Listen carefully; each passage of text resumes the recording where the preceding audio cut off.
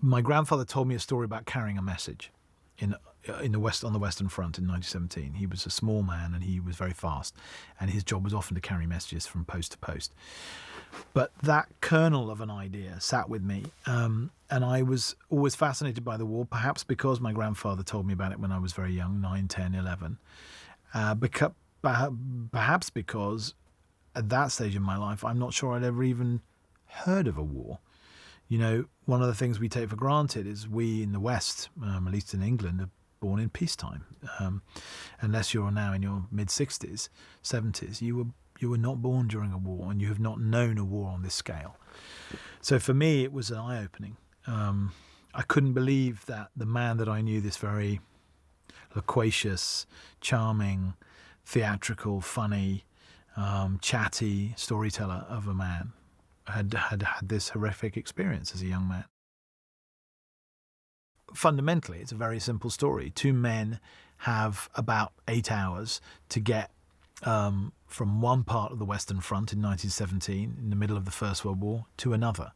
If they do it, they will save the lives of 1,600 men, including one of those men's brothers. If they don't, then not only will his brother die, but those other men are likely to be doomed. And in that respect, it's a ticking clock thriller. You gradually find out that George Mackay's character, Schofield, has been there a while. He has seen combat.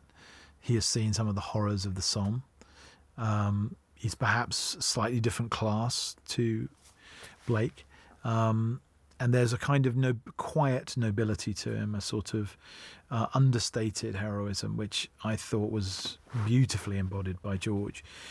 You know, to a degree, he brings that with him for free. He has that about him as a person, and that's what one is looking for. Dean feels younger. I think he is younger than George. Perhaps a different class, a little bit more street, a little less experienced, has been there for a shorter time, has not seen combat. There's a sweetness about him, a naivety. He's a naturally good-spirited joker, really, and someone who chats, a chatter, rather than someone who holds his cards close to his chest.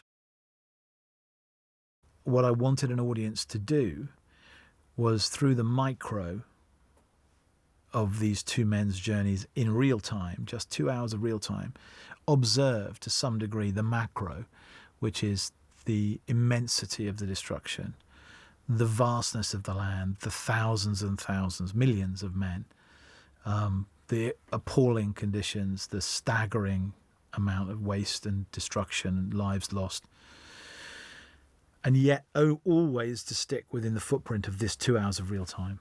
And I felt like if you were to look, it's like looking through a tiny, tiny keyhole into an enormous panorama of horror.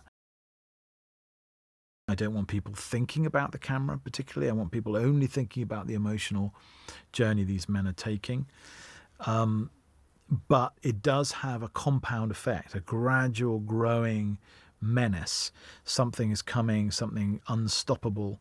And combine the technique of the filmmaking with the fact that we're moving always forward, not always walking, sometimes running, sometimes in trucks, sometimes in the river, sometimes carried by forces greater than themselves. But it never goes back. All the decisions came from the relationship between the camera and the actor. And that began with me and Roger sitting in a room going, how are we going to shoot this scene? Where is he going to be standing? Do you not want to have that line on camera? Because if you have a dialogue scene, to state the obvious, what I didn't want, and neither did Roger, and we don't do at any point in the movie, is hinge the camera back and forth between two people speaking dialogue. To me, that you might as well cut. That's not what I wanted. What I wanted was one ribbon, like a snake, moving forward, in which the information that you needed happened to fall in front of where the camera was pointing. There's a sequence in the movie which I suppose is the most hallucinatory sequence of the film, in which the Germans, who are looking for British stragglers, are firing flares up into the air. And Schofield's caught in these weird flare lights, and it's almost as if he's been knocked out, woken up, and he's half in and half out of consciousness. There's something nightmarish about it and strange. And it almost feels like the ground beneath his feet is moving because the light is moving. So that proved a big challenge for us. But again, I think light being, one of the greatest ways of telling any kind of emotional story or creating any kind of atmosphere, and Roger Deakins being a master of it, helped enormously. The hilltop towns and the small towns and villages of northern France were all utterly razed to the ground during the Great War. And now when you go to visit the sites of those battles, you're very struck by how the villages and towns have all been built in the middle of the 20th century. Nothing, what I would call, period, remains. So what Dennis was doing in part was constructing a lost world, was constructing a world that had now been destroyed entirely.